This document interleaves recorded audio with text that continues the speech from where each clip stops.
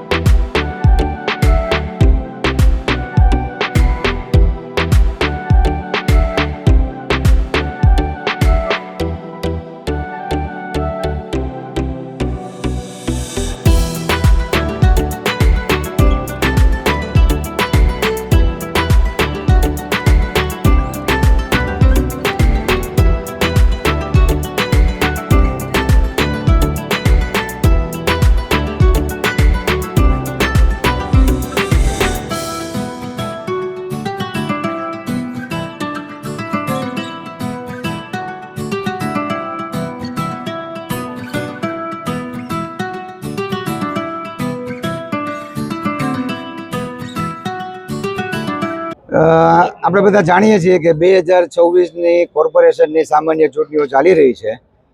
આજે ઉમેદવારોના ફોર્મ પરત ખેંચવાની છેલ્લી તારીખ હતી.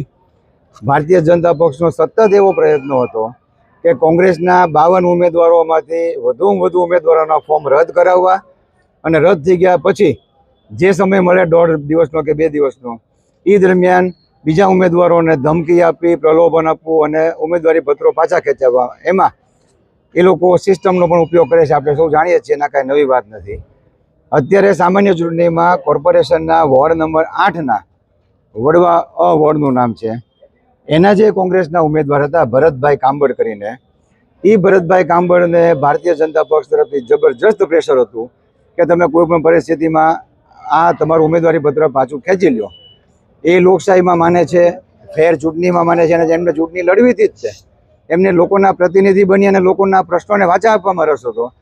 એટલે સ્વેચ્છાએ ક્યાંક એમની રીતે આ લોકોના દબાણને વશ નહીં થઈ અને કંઈક ગયા હશે, એ ખબર નથી. પણ એ બહાર ગયા હશે એ પરિસ્થિતિમાં એમ કોઈ દબાણ નીચે કે બીજી કોઈ રીતે એમના ભાઈ કે જે આ ઉમેદવારની સાથે એમના સંયુક્ત કુટુંબમાં રહેતા નથી, ઉમેદવારના પરિવારમાં સાથે રહે છે, એમના પત્ની કે એવા કોઈએ ફરિયાદ કરી નથી.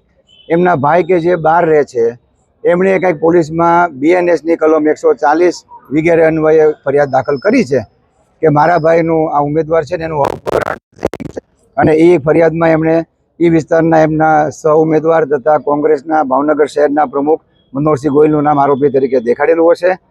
એટલે પોલીસે ઇન્કવાયરી કરવાની બદલે સુપ્રીમ કોર્ટના ઘણા બધા જજમેન્ટ છે અને કાયદાઓ પણ છે કે જ્યારે તમે કોઈ ગંભીર ગુનામાં પોલીસ પાસે કોઈ વિગત આવે, ફરિયાદ આવે કે અરજી આવે તો પૂરતી ઇન્કવાયરી કરો, સ્ક્રુટિની કરો અને પછી જ માણસોને અટક કરો, રેપ્યુટેડ માણસો હોય તો. પણ આ લાલભા તો આટલા બધા રેપ્યુટેડ અમારા પ્રમુખ છે મનોહરસિંહ ગોહિલ ઉર્ફે લાલભા, એ છેલ્લા 3 દિવસથી પોલીસ અને કલેક્ટર સાહેબની બધાની સામે ઉમેદવારોના ફોર્મ માન્ય રખાવવામાં સતત સંઘર્ષ કરી રહ્યા છે. એ વસ્તુને ધ્યાનમાં લીધા વગર સીધો ગુનો દાખલ કરી દીધો, કોઈ ઇન્કવાયરી કરવામાં ન આવી અને એમની સીધી ધરપકડ કરવામાં આવી છે. એ ધરપકડ કર્યાની અમને માહિતી મળી, તપાસ કરી ત્યારે ખબર પડી કે જે વિક્ટીમ છે, આ ભાઈ જે ઉમેદવાર છે, વિક્ટીમ જે છે કાંબળ, એ તો એમના મિત્રો સાથે અને બધાએ અમરેલી હતા અને સ્વેચ્છાએ ચૂંટણી લડવી હતી. એટલે ભારતીય જનતા પક્ષના ત્રાસથી અમરેલી ભાગી ગયા હતા અને ત્યાંથી એમણે પ્રેસ કોન્ફરન્સ કરી છે, ત્યાં કંઈક એમણે સોગંદનામાએ કર્યા છે, ફેસબુક ઉપર લાઈવે છે કે ભાઈ સાહેબ મને કોઈએ કિડનેપ કર્યો નથી, મારી ઉપર કોઈ અત્યાચાર થયો નથી, કોઈ ગુનો બન્યો જ નથી.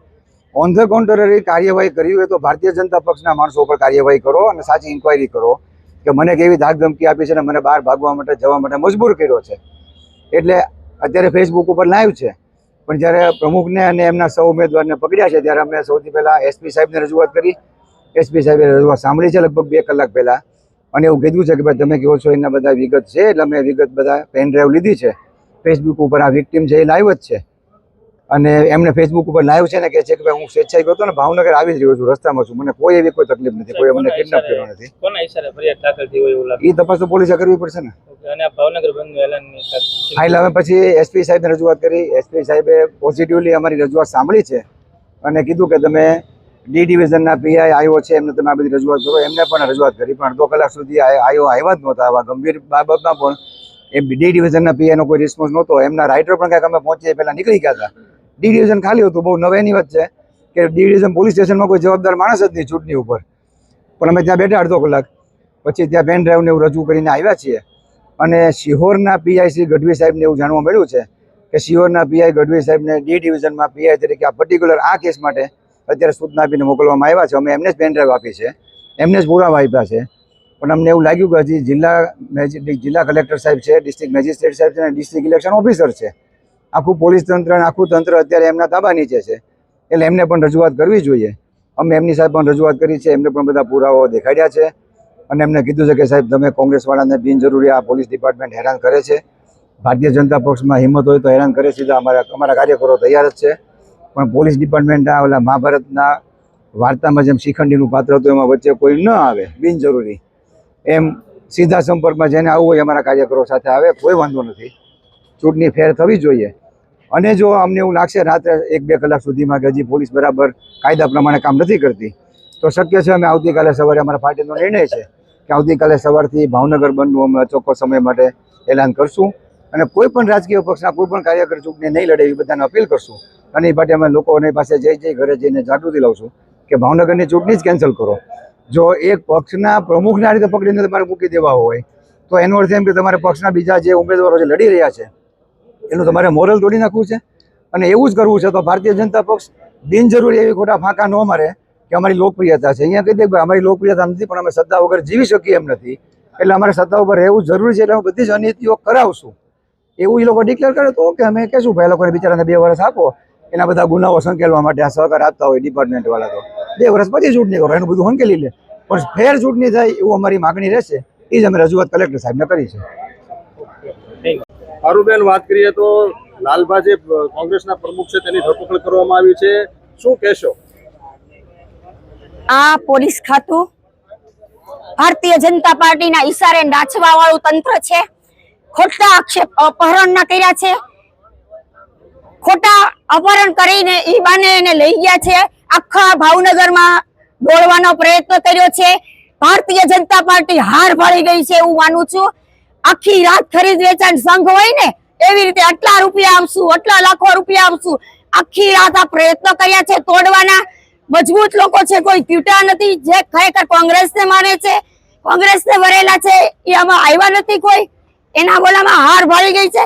એ કરતા તો ભારતીય જનતા પાર્ટીને એટલું કહીશ કે ઇલેક્શન ની બદલે સિલેક્શન આપી દો, એટલે તમારે આ ખરીદ વેચાણ સંઘ કરવું નહીં, અપહરણ ગુના કરવા નહીં, ખોટી રીતે હેરાન કરવાની વાત છે. અમારા પ્રમુખ શ્રી લાલભા સાહેબ ની ધરપકડ કરવામાં આવી છે, એટલે અત્યારે તો અમે માત્ર આટલા લોકો છીએ. હમણાં ધાડે ઉતારતા જરા પણ વાર નહીં લાગે અમને. અમારી માંગણી એમ છે કે અમારા લાલભા પ્રમુખ સાહેબ ને હાજર કરો. હાજર નહીં કરે કાઈ પણ થશે તો જવાબદારી માત્ર ને માત્ર પોલીસ તંત્રની રહેશે. ક્યાં લઈ ગયા છે? અમે તો એવું કહીએ અમારા પ્રમુખ ને ગોંધી રાખ્યા છે પોલીસ ખાતાએ, ત્યાં સુધી અમે કહેવા માંગીએ છીએ.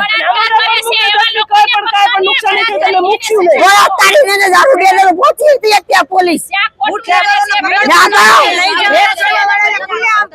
તો હપ્તા આવે હપ્તા. અને આ સમાજ સેવક છે. બાર એસોસિએશનનો પ્રેસિડેન્ટ છે. વકીલ તરીકે ના પડે, કાયદાનો તો ખુલ્લેઆમ ઉલ્લંઘન છે. બાર એસોસિએશનમાં ફરિયાદ કરી. શું થયું છે? શું કાંઈ ખબર જ નથી શું થયું એમ. આજે સવારમાંથી બધાને તોડફાડની રણનીતિ ચાલતી હતી. અને લાલભાઈ સક્ષમ નેતા છે, એટલે એને ખોટી રીતે દબી દેવામાં આવે તો એને કોર્પોરેશન જીતવી હોય, પક્ષવાળાએ કોર્પોરેશન જીતવી હોય એટલે જ આ બધું કરે. કારણ કે એની પાસે એવો કોઈ રાઈટ જ નથી. લાલભાઈનો કોઈ એવો ગુનો નથી, એને કંઈ એવો ગુનો નથી કર્યો. શું કરે છે એ જ નથી ખબર પડતી. આ લોકો અમારા પ્રમુખને લઈ ગયા, શહેર પ્રમુખ છે એ.